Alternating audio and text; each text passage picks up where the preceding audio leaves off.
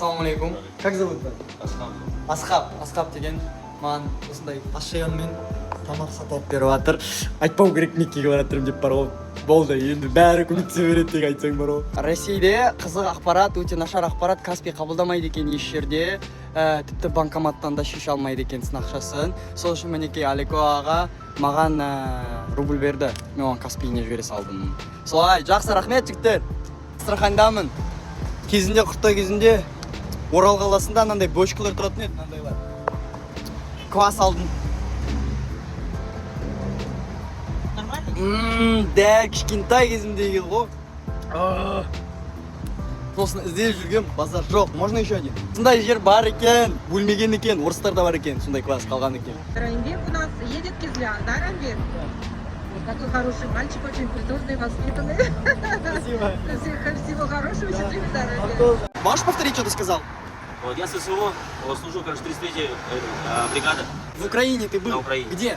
Новомихайловка. Новомихайловка, это Запорожская область? Нет, это Донецкая область. Донецк, Бахмут? Нет, получается, не южнее. Южнее. Почему здесь? По ранению. Желаю тебе не возвращаться. Ты обратно возвращаешься или нет? Скорее всего, да. Да. Нельзя уехать. Мигрируешь в Казахстан, брат, ты чё? Да, вам? Да? А меня потом здесь не примут. Да тебе гражданство наше дадут. Дадут, да, но меня потом здесь уже не примут. У меня же семья здесь, все у меня. Саид деген бала. Жаңағы Елена ханым маған балмұздақпен кофе берді. Әлі күтіп отырмын. Бір сағат болды. Кезінде Каспий болған дейді. Петр бірінші Астрахан хандығын өз мемлекетінің құрамына қосқан кезде, сол кезде мына жерлерде балықшылардың ауылдары болған дейді. Балық аулаған, Каспий болған ғой, сосын Каспий тартылып қалған дейді. 500 жылдың ішінде. 1558 жылы дейді. Рахмет.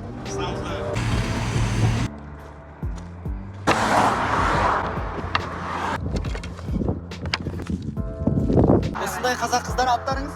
Альмира и Маржан Сұлу. Маған жолда кетіп батқан ғой. 2000 рубль беріпті. Керек емес дейді. Молодец, нет, бери хороший, молодец. Су бар апа. Сіздер сонда қалай? Астраханда тұрасыңдар ма или Қазақстанда тұрасыңдар? Алматыға барды достарымызға. Мәссаған, қайырлы болсын. Қандай әдемі жер. Ассалаумалейкум. Да. Ну да. Автостоп. Да не обязательно, если что.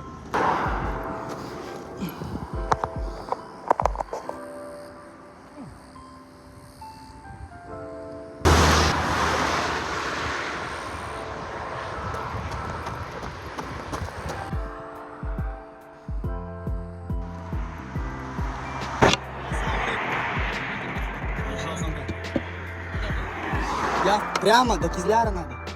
Не подбросишь? Ладно, ничего страшного. Не надо. Не надо. Брат, ты чё? Тебе нужны эти дети? Я один. Не надо, говорю, брат. Ассалаумалейкум. Алейкум салам ва рахматуллахи ва баракату. Аманшылық, брат. Рахмет. Мына Сбербанктан қараңдар. Базар жоқ заманауи екен, Ресей. Осындай бір ауылдамыз. Ешкім тоқтамайды, әлбетте. Мен тіпті тоқтамаймын да, күтіп тұрмаймын да, жүре беремін. Бірақ аяғым деген жаман күйіп баратыр, андай ашып күйіп жатыр. Нәскиден ыстықта, конверс деген жұқа ғой табаны. Мына жерден қатты ыстық келеді. Күйіп отына ұстап тұрсаң. И сол үшін мен кішкене тапочка киейін деп, кішкене аяғыма су құяйын деп. Жаяу жүре берсем бір мен тағы 20 километр ма жүре алатын шығармын мен. Күшті. Осындай болды. Салам. Осындай кафеге келдім. Асхана, картоп пен нан. Басқа жейтін ештеңе жоқ. Мыналардан басқа, бірақ мыналар жегім келіп тұрған жоқ. Менің кешкі асым картоп. Осындай күшті. Андай бір дәмдеуіштермен ба, сондайларды қосып пісірген екен. Енді айран.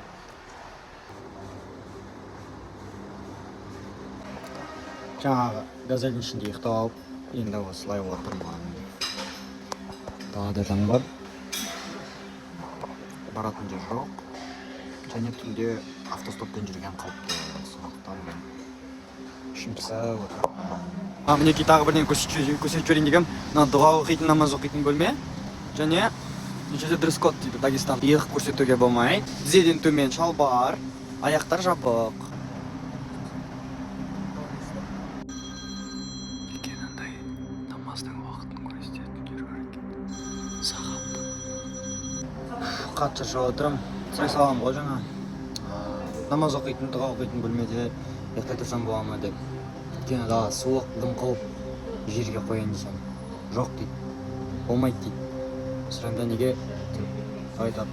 Бұл қонақ үй емес, бұл гостиница емес дейді. Солай. Маған барған бірде үйретіп рұқсат бермеді. Ұйықтап, бірдеңе істеп, мешітте. Намазханада маған жаңа айтқандай рұқсат бермеді ұйықтауға. Сол үшін мынау деген зират. Мен ана жерде кішкене ары қарай ұйықтаймын. Қиындау екен жол. Бәрі балшық езіліп жатыр. Бәрі тапшыққа шашып жатыр. Ой, блин. Мәссаған, қалай өтем мен? Қалай өтсем болады екен? Мына жер баян балшық екен. Сондықтан мінекей жаңа аяқ басамыз. Ана жер болмайды екен. Ана жер деген тіпті нашар. Ана жер үңгір. Шөптің арасында көрінбейді екен, бірақ бір басқан түсіп кетесің ғой. Сондықтан біз жолдың бойымен жүре тұрайық. Бәлкім бірдеңе табармыз. Мына жер болмайды, адам көп. Елдер ғой. Адам я көп жерде қону керек, я адам жоқ жерде қону керек. Өйткені ортасында болса қауіпті. Айтады ғой, ең қауіпті хайуан бөрі емес, жолбарыс емес. Бөрі, жолбарыс ол максимум өлтіреді. Ал адам одан да нашар, одан да қауіпті хайуан. Өйткені адам өлтіруден басқа түрлі заттар істей алады сені. Мынаны қарашы, мына балшықты қарашы, Құдай сақтасын, мынау дейтін. Ай,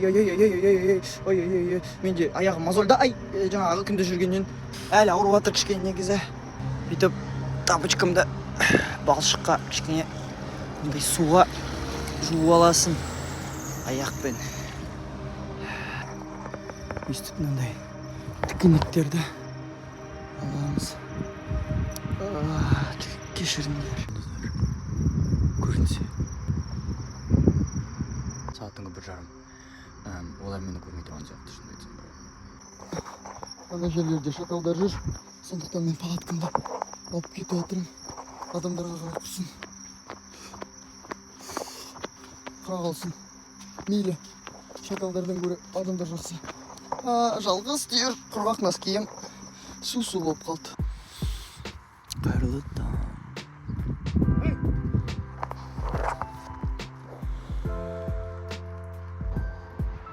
Осындай жерде ұйықтадым.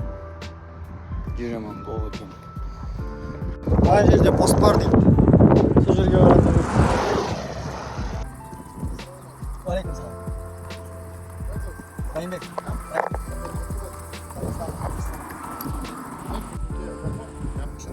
Да не. Ну давайте остановите, но я отдыхать не буду. Мне под солнцем нормально. Не под солнцем нормально. Все. От души.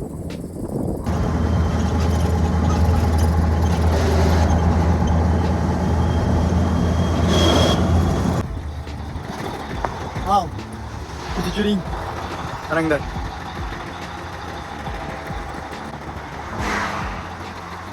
Әне Грозный. Және Грознийді көріп түсіндер ғой да. Тура осы сызықпен былай жүрсең, ары қарай Каспий. И тура сол жерде тіке жүре берсең Ақтау болады. Каспий арнасында. Бүйтіп жұмол жатырмын.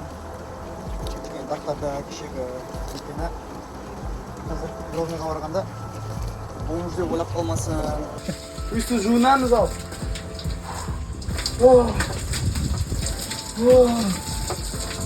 Жақсы негіз температурасы керемет. Осындай машинамен аппараты болды. Әйтеуір осылай. Как зовут тебя, брат? Бэкхан. Баркала, брат. Осындай машинамен қалаға аппараты болды Грознийдің өзіне. Наш брат с Казахстана.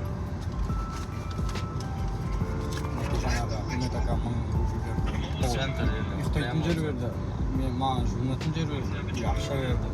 Соншама мейірімді адам, ең мейірімді адам шығар мен жолында.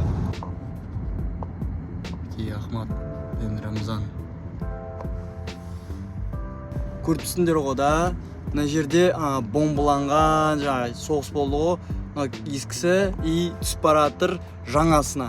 Жаңасы деген мешітпен әдемі да, мынандай ғимаратта аспан сызғыштармен кәдімгідей. Базар жоқ ей. Таза екен, өте таза жер. Бүкіл ғимараттарды айтады бауырым. Соғыс болды ғой. Соғыстан кейін бүкіл ғимараттар бәрі жоқ болып кеткен екен. Реставрация жасағанда бұның бәрі көріп тұрғандарыңыз, қандай әдемі. Бұның бәрі реставрацияланған, ол дейтін емес, тарихи емес, бәрін жоқ қылып жіберген. Бұзып тастаған соғыстың кезінде. Артиллерия анау-мынау бәрімен. Әне мешіт. Неге мешіт? Ол енді центр, қаланың центр, сағат бар, әдемі. Мынандай шіркеу бар, базар жоқ. Міне аға, мінекей сағат. Туристичный қала екен, базар жоқ. Грозный мол жаңадан салынған екен. Қандай әдемі. Маған ұнайды архитектуралары. Вот мечеть. Мінекей мешіт.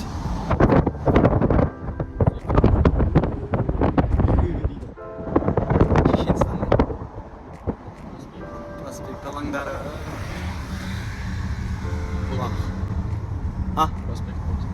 Путин атындағы проспект.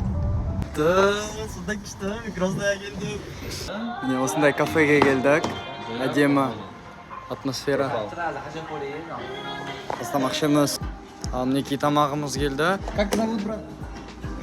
Ренат акамыз келді. Қазір тамақ ішейін деп жатырмыз. Мындай суши тапсырыс берді машиянмен, мындай шаяндар.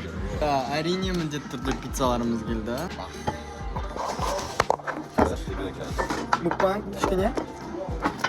Машиян.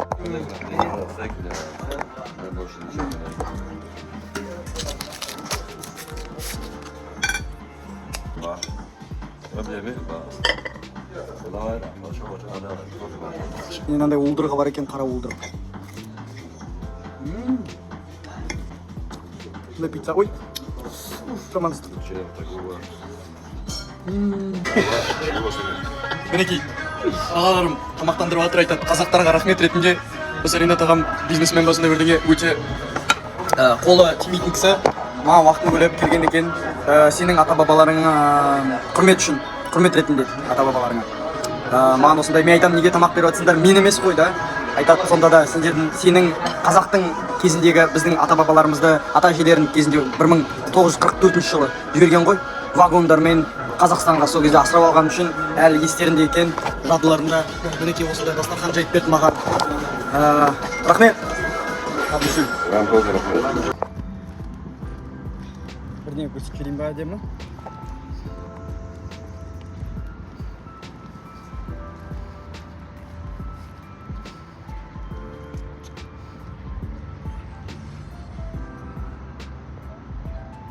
Ахмат сыйла. Ахматтарға арналады.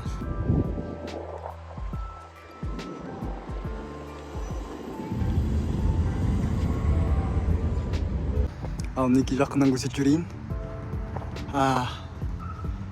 Шешенстан жүрегі деген мешіт, Мынандай әдемі ою өрнектер бар екен. Мінекей.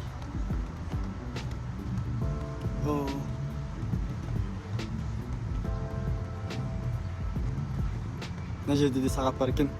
Жаңа Меккеге тәрізденген. Мінекей. Мінекей жаңа мешіттің жанында осындай әдемі саябақ, бақшалармен, міне рошан гүлдері, қайың ағаштары және қателеспесем, әне үлкен ту көріп тұрсыздар ма? Сол жерде Рамзан Қадыровтың резиденциясы сол жерде тұрады. Ары қарай. Иә, солай. Грознайға да келдік. Йоу-йоу. Let's go. Неке мынандай әдемі молдары бар екен.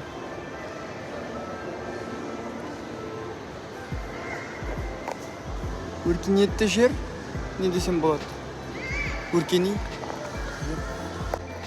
Мінекей, молда жүрмін. Ойын-сауық орталығында мынандай бар екен. Бутиктарда хиджаптар. мындай нелер, орамалдар, да? Сосын тағы бір қызық нәрсе, Шешенстанда әйел адамдар бәрін істей алады екен. Білім ала алады, жұмыс жасай алады. Әлбетте енді Ресей деген зайырлы мемлекет қой. Хиджабсыз да жүре алады, мысалы, мінекей қыздар, кейбіреулері. Кәдімгідей. Сондықтан Шешенстан деген кәдімгідей не қалай ғой, өркениетті, заманауи жер, тек қана өзінің бір қоғамдық қағидалары бар, ұстанымдары бар деген сияқты да, дінге қатты сенген адамдар десем болады да. Жақсы, маған ұнатыр. Әдемі екен. Негізі үйреніп алсаң біршама бұл жерлерде қалуға да болады. Тілдерін үйреніп, кәдімгідей еститін болсаң. Осындайға жақын болсаң, мысалы да. Бірақ енді андайға батыл, тіке айтатын сондай халық